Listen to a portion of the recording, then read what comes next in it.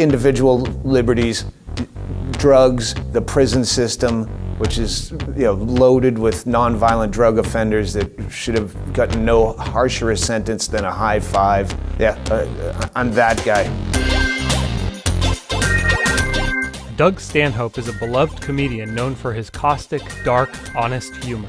If there were no afterlife, how could my mother have bought me and my friends so many nice things from the Sky Mall catalog on her credit card 4 days after she'd passed from this earth? His new book, Digging Up Mother, is a tribute to his late mom, Bonnie.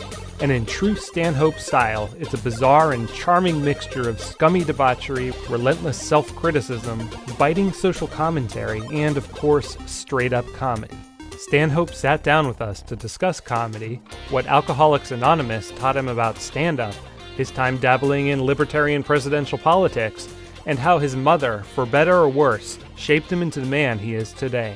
Let me start by saying that Reason Magazine is the only magazine that I subscribe to and actually pay the bill. Wow. I have other ones like The Economist, bill me later, and I'd never pay it. Reason, I actually pay the bill. Well, thank you for keeping up with that payment. And when I'm done, I always leave them in the pocket in the airplane so other people get the message. Your memoir is this insane tale of debauchery, drugs, comedy, and love. And the central character is your mother, Right. Bonnie. She was an alcoholic, suffered from depression, was a truck driver, a bartender, and then an actress, a failed comedian for a minute, which I had to watch, and it was really painful. Pillhead, Vicodin addict, suicidal, funny. She was a caretaker who abused her patients.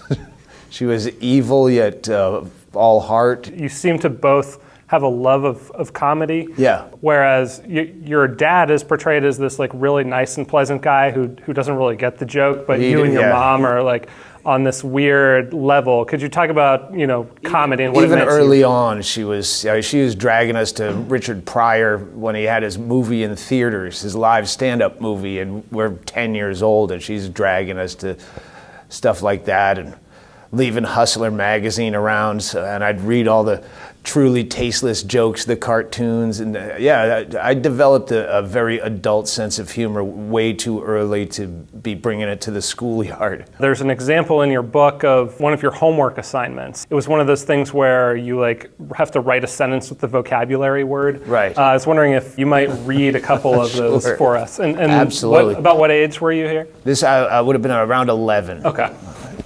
This type of humor is what got me sent to psychologists. He is the most skillful hitman in Chicago.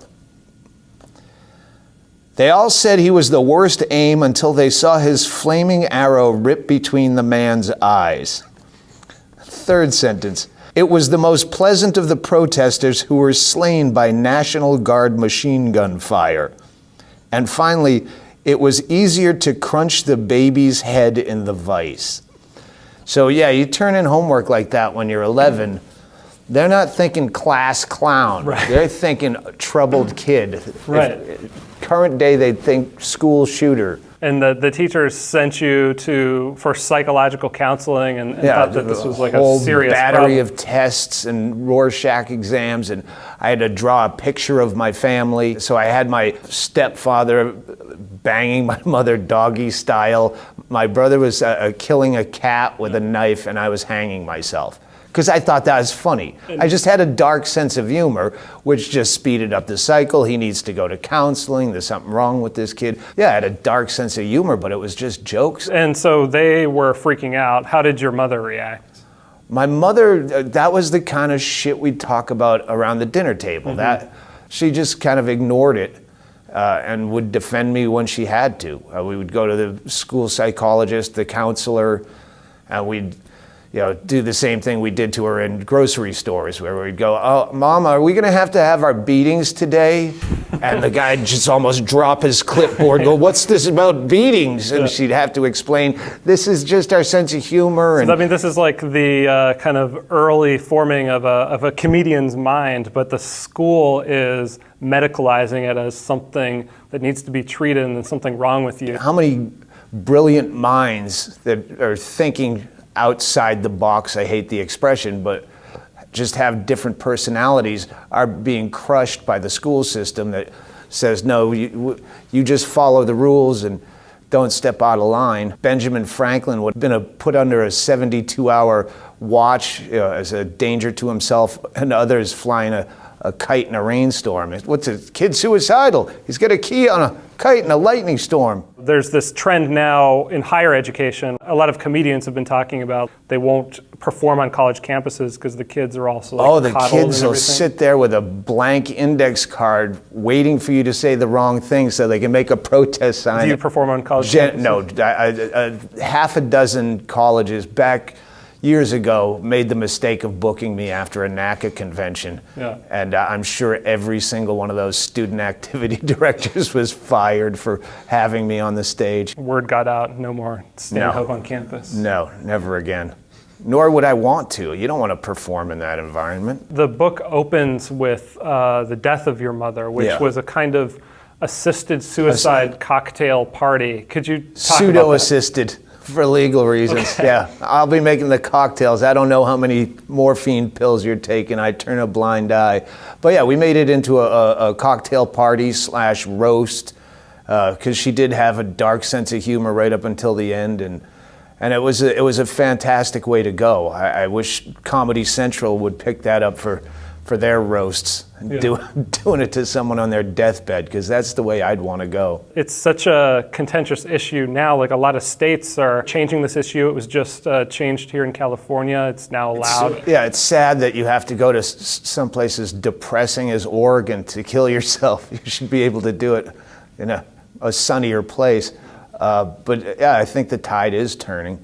We had to just talk in mumbo jumbo. Well, if someone were to kill themselves, how much of this dosage would they need? And not, I'm going to kill myself, because she knows I can't know, even though I know. Right. It seems like the hospice workers are kind of given a little wink wink, and this is how you would theoretically do this sort of thing. Do you want 3 weeks worth now? All right, gotcha.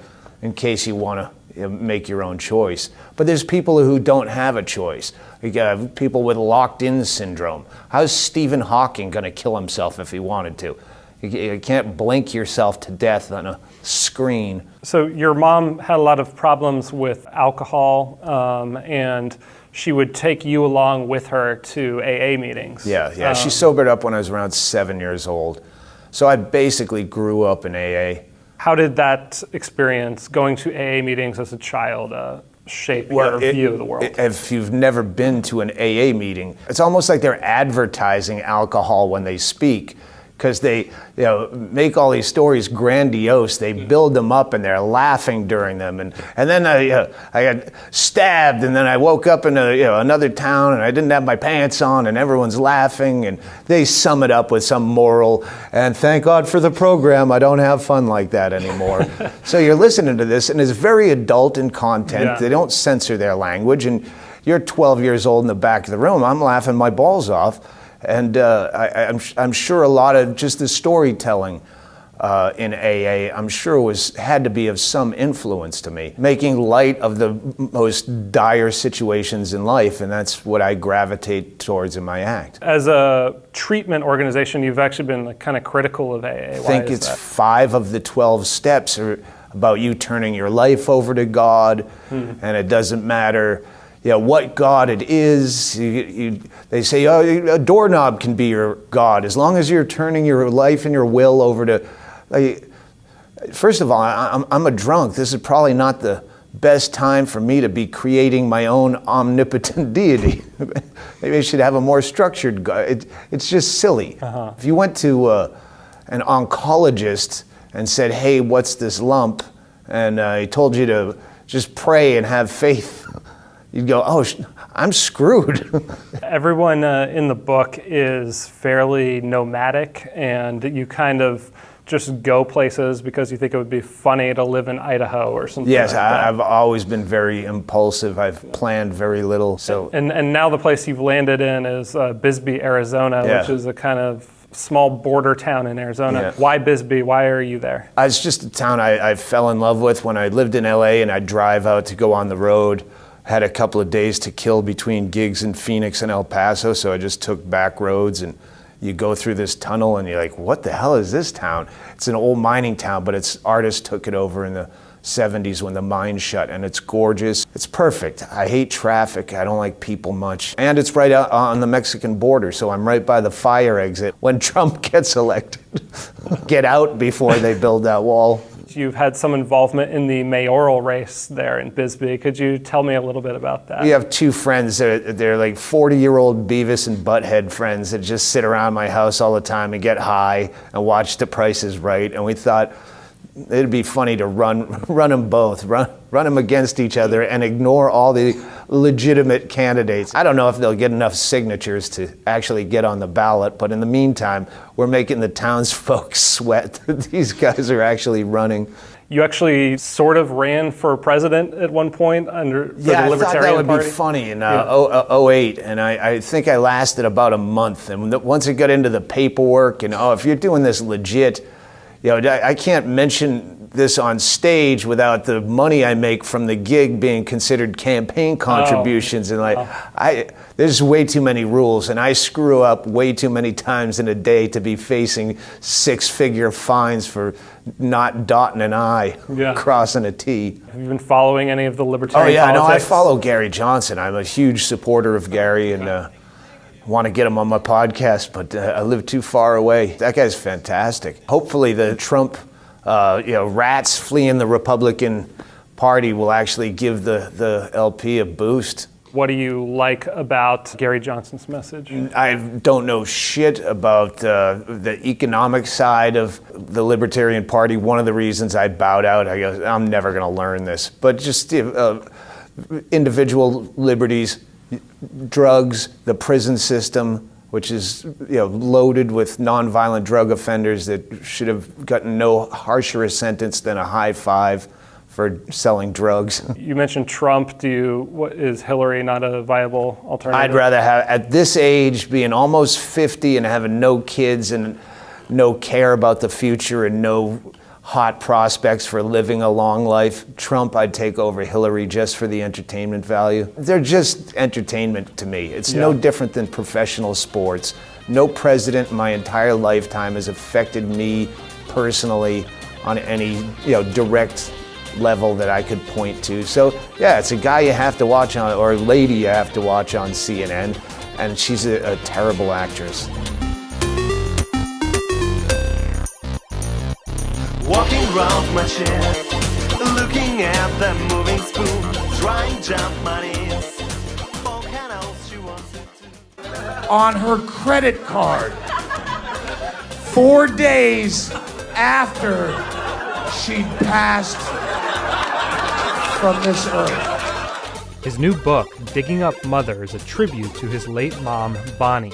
And in true Stanhope style, it's a bizarre and charming mixture of scummy debauchery, relentless self-criticism, biting social commentary, and, of course, straight-up comedy.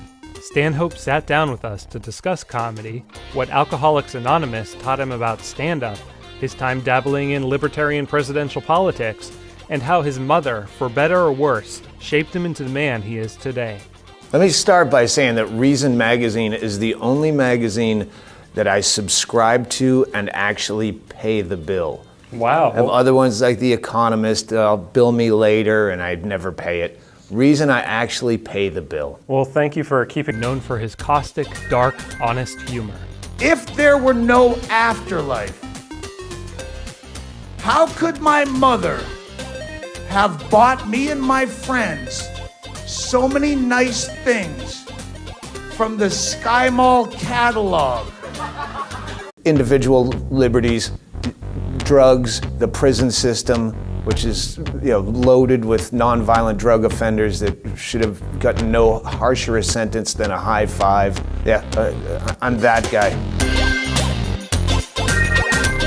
Doug Stanhope is a beloved comedian